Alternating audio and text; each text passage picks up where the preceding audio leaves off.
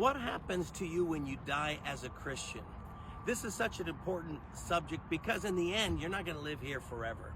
So what's going to happen? Make no mistake about it. Paul says, when we die, we depart and be with the Lord, which is better than anything we can have in this life. So don't believe that your soul sleeps and that you got to wait for the resurrection. No, your body sleeps, but your soul is in the presence of God.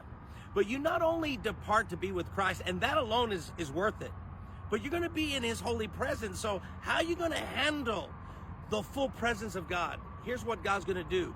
He's going to give you 3 crowns. And these 3 crowns will enable you to stand in the presence of God with such confidence and enjoy eternity.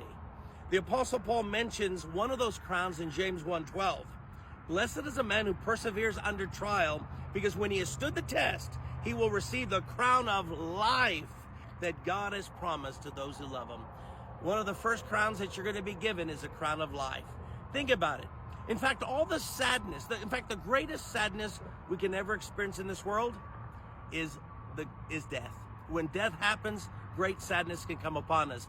But in that world to come, there will be no more death, no more mourning, no more crying. We're going to be given the crown of life, and we ourselves will not be afraid of dying. Think about it in this world, how we try everything to keep from dying. We put on our seatbelts to make sure if we get into an accident, we don't die. We take medication to make sure we keep living longer. We check our food to make sure nothing spoils, so we don't want to eat something that makes us sick or can kill us. We check our body. I think there's a growth here because we're afraid that might be cancer, that we might die. But in that next world, we're not going to be having any fear of death, for we will be given the crown of life, and we cannot die anymore. The second crown we're given is in 1 Peter 5:4. And when the chief shepherd appears, you will receive the crown of glory that will never fade away. The crown of glory. You see, sin has brought shame to us. And even though we might know we're forgiven by the Lord, there is that element of shame because we often face some of the consequences of our sin, right? Maybe you've gone through a divorce and now you're paying alimony, you're suffering, you're in other words, there's some suffering. Maybe you committed infidelity or you committed a crime and you're facing consequences of your sin. And those consequences may still linger in our lives, and that brings us shame. But friend, in that new world, God's going to give us the crown of glory to remove all shame of any sin in our lives. And the final crown we're given is mentioned in 2 Timothy 4:8. For there is in store for me a crown of righteousness, which the Lord, the righteous judge, will award to me on that day, and not only to me, but also to all who have longed for his appearing. Notice the crown of righteousness.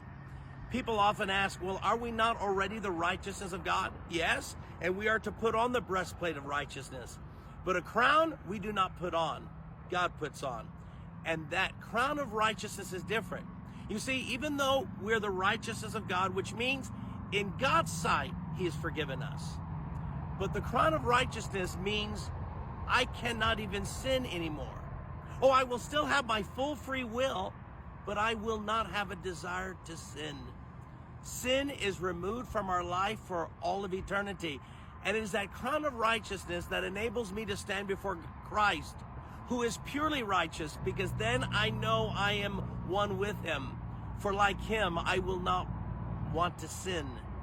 And also, even though we forgive people, sometimes we still remember what they did to us.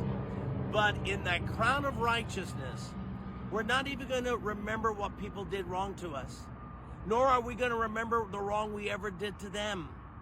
People sometimes ask me, Bishop, if so-and-so goes to heaven, I sure don't want to go to heaven if they're going to be there.